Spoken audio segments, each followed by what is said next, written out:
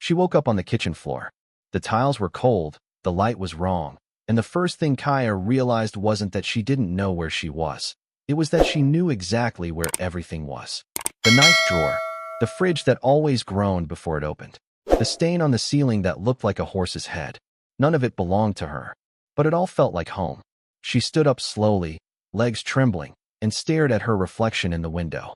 It was her face, yes, but the look in her eyes was borrowed, like someone else had been there before her.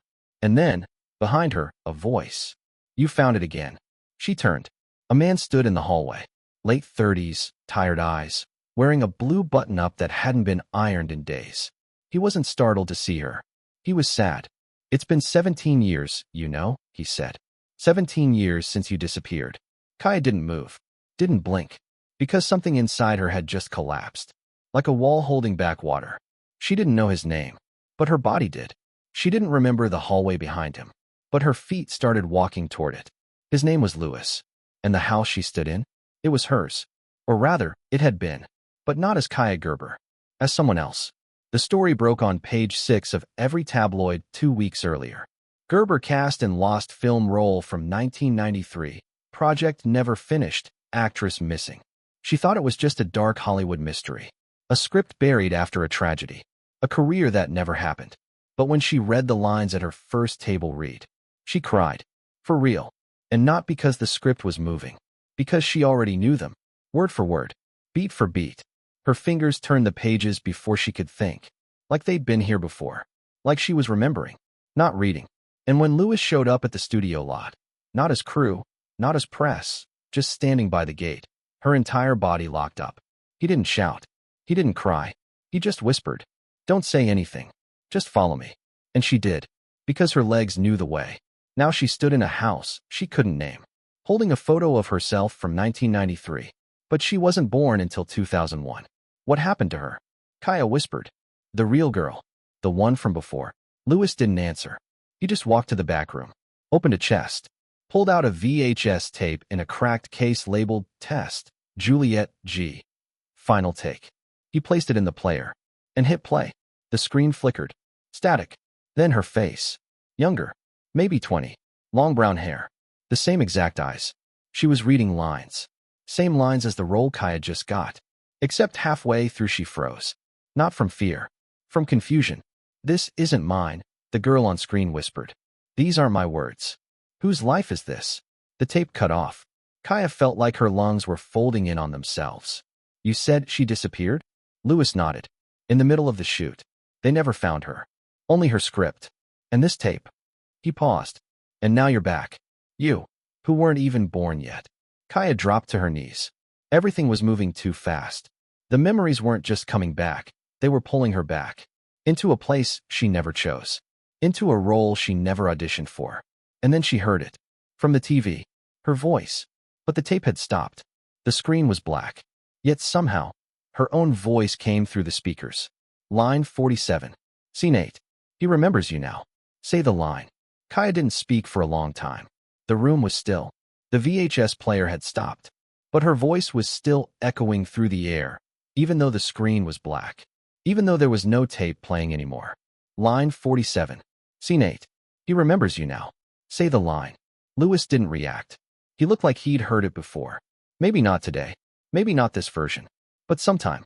Somewhere. "What line?" Kaia asked. He stared at her. His mouth opened slightly, like a reflex, but he didn't say anything. She turned toward the screen. And then, quietly, without meaning to, she said, "If I tell the truth, he'll forget me again." And the lights went out. The entire house fell into blackness. No hum of fridge. No ticking of the old hallway clock. No light leaking in from the street. Kaia grabbed the edge of the TV stand, breathing hard. Her ears rang. What just happened? Louis's voice came out from somewhere in the dark. "You remembered the line. You weren't supposed to yet." A soft glow lit up the hallway behind her. Faint. Flickering. It wasn't a light bulb. It was film grain. Projecting off the walls. Like the whole house had become a reel. And she was trapped inside it. Kaia turned, slowly, and followed the glow. The hallway extended farther than it had before. Longer. Narrower. Like something rewriting itself in real time. At the end of it, a door. One she hadn't seen when they entered. On it, hand-painted in old red letters. Soundstage 4, do not enter, archive access. Kaia reached for the doorknob. It was hot. She looked back. Louis hadn't followed. He was standing still in the living room, eyes fixed on her like he was watching an experiment he couldn't stop. If you go in there, he said, it won't let you come back the same. She didn't answer. Because the moment her fingers touched the door, the memories hit. A girl in a makeup chair. A scene lit with harsh key lights. A clapboard slammed in front of her face. Someone yelling action. But her lines weren't on the page. She wasn't acting. She was begging. Begging someone off-screen to remember her. Kaia gasped. Snatched her hand back. Her knuckles were red, burned faintly from the heat. Why do I know these things? She whispered. Why do I see your life when I close my eyes? Louis walked toward her, slow, deliberate. Because she wasn't done telling it. He opened the door for her. Inside, a stage. But not a real one. A broken one. Cables everywhere. Lights tipped on their sides. The walls weren't real, just set pieces painted to look like a home. And in the center, a bed. Not a prop bed. A real one. Used. Lived in. And next to it, a mirror. Cracked. But in the mirror, she wasn't alone. Behind her, the girl. The one from the tape. Juliette G. Her eyes met Kaia's through the reflection. Not in fear. Not in shock. But like she'd been waiting. You picked up where I left off, the girl whispered. Kaia turned, but there was no one there. Only the mirror. Why me? She asked aloud. Why now? The girl's reflection didn't answer. Instead, another sound filled the space. Applause. Faint. Distant. Like an audience sitting just out of view. Kaia stepped closer to the bed. There was a script on the sheets. Not printed. Handwritten. Every page was filled with her name. But at the top, it didn't say Kaia Gerber. It said Juliette Gerber, Draft 7. And then she knew. She hadn't been cast. She'd been rewritten. Louis stood at the edge of the doorway, barely visible now. She's not haunting you, he said. She's still performing. But she needs you to finish the scene. Kaia looked down at the script. The last page was blank. And suddenly, a pen appeared in her hand. Kaia didn't remember sitting down. But when she looked up again, the stage lights were on. Warm, golden, too perfect. Like a spotlight from somewhere above had chosen her, and everything else was gone. She was no longer Kaia Gerber. She was Juliette Gerber. And she was still on set. The pen trembled in her hand. On the last page, just above the blank space, were the words. Final scene. Write what comes next. She stared at the page. And words began to form. Not ink, memory. A memory she didn't own, but could recite. He waited 17 years for me to return. But I never left. I was still speaking. Just not loud enough. Kaia's lips moved as the words appeared. And in the empty air around her, the faint sound of a camera whirring. Not filming her. Filming through her. Behind her, footsteps echoed on the stage floor. She turned quickly, expecting Louis. It wasn't him. It was her co-star. From a film that was never made. Tall. Pale. Wearing a tuxedo and a scar down his cheek. His name was printed on the call sheet she found earlier. Leo West. You were gone for too long, he said. We've been looping the same scene since 1993. Looping? She asked. He nodded. You ever watch something so many times it forgets how it ends? The lights flickered. And suddenly Kaia was standing on the bed. But it wasn't a bed anymore. It was a podium. A monologue stage. And hundreds of silhouettes sat in an invisible audience in front of her, staring. Every single one had her face. Different ages. Different versions. The child she used to be. The woman she was supposed to become. The version of Juliette that had once stood in this exact spot. Say the final line, a voice whispered from the dark. She looked down. The page in her hand had changed again. Now it said only one sentence. Tell the truth, and lose the role. Kaia looked up. What truth? The voice answered. That she was never acting. That Juliette was real. And Hollywood took her in pieces. Now it wants you. She stepped off the podium. Walked past Leo. This isn't a set, she said aloud. This is a tomb. In the distance, the sound of rewinding film grew louder. Everything around her flickered, like a projector stuck between frames. Louis appeared at the edge of the shadows, holding something. A real canister. You need to see it, he said. It's the original take.